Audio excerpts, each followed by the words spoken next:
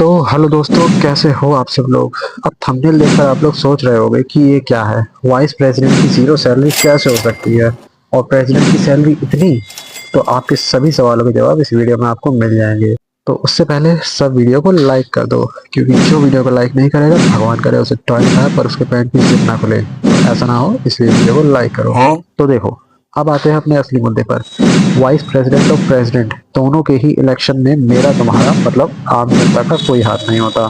They both are elected by the members of the electoral college. और इस electoral college में हमारे parliament के दोनों हाउस यानी कि राज्यसभा और लोकसभा दोनों आते हैं, और साथ में स्टेट्स की लेजिस्लेटिव असेंबलीज भी आती हैं। पर वाइस प्रेसिडेंट के इलेक्शन में लेजिस्लेटिव असेंबली का कोई रोल नहीं होता है। एक वाइस प्रेसिडेंट को चुनने का काम केवल राज्यसभा और लोकसभा के सदस्य का ही होता है। अब देखो, वाइस प्रेसिडेंट बनने के लिए कुछ क्वालिफिकेशंस चाहिए होती हैं। पहली क्वालिफिकेशन, भारत का नागरिक होना चाहिए तुम्हें। और दूसरी क्वालिफिकेशन, तुम्हारी उम्र 35 होनी चाहिए या उससे ज्यादा होनी चाहिए, मगर 35 से कम उम्र बिल्कुल नहीं चलेगी। आपको राज्यसभा के मेंबर के तौर पर इलेक्ट होने के लिए क्वालिफाइड भी होना चाहिए। और चौथी क्वालिफिकेशन, किसी भी ऑफिस ऑफ प्रॉफिट जो सेंट्रल गवर्नमेंट या फिर स्टेट गवर्नमेंट के अंडर आता हो, आपको उसका हिस्सा बिल्कुल नहीं होना चाहिए। अगर आप किसी भी ऐसे ऑफिस ऑफ प्रॉफिट का हिस्सा हैं जो कि सेंट्रल गवर्नमेंट या स्टेट गवर्नमेंट के अंडर आता है, तो आप वाइस प्रेसिडेंट बनने के लायक बिल्कुल भी नहीं होंगे। अब आते हैं अपने मेन मुद्दे पर कि क्या वाइस प्रेसिडेंट को जीरो सैलरी मिलती है।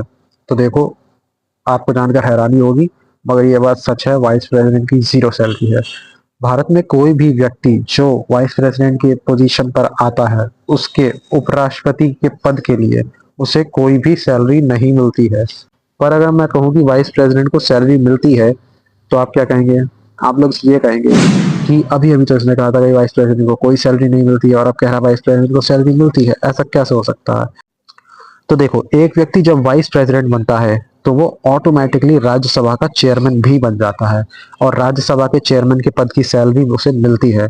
इनडायरेक्टली अगर सीधे शब्दों में कहें, तो वाइस प्रेसिडेंट को उसके उपराष्ट्रपति पद के लिए नहीं, बल्कि उसके राज्यसभा के चेयरमैन के पद के लिए सैलरी मिलती है। 2018 से पहले उपराष्ट्रपति की सैलरी, या यूं कहें राज्यसभा के चेयरमैन की salary 1.25 lakh rupees per month थी।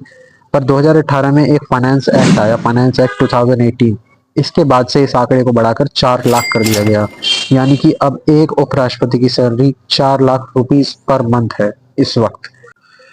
तो आज की वीडियो का जो फैक्ट था वो ये था कि वाइस प्रेसिडेंट को सैलरी नहीं मिलती है, पर उसे सैलरी मिलती है उसके राज्यसभा के चेयरमैन के पद के लिए। तो दोस्तों, अगर आपको आज की वीडियो का फैक्ट और एक्सप्लेनेशन पसंद आया हो तो चैनल को सब्सक्राइब करो, और अगर आप चाहते हैं कि अगली वीडियो आपके सजेशन पर बने तो अपना टॉपिक जरूर कमेंट करो।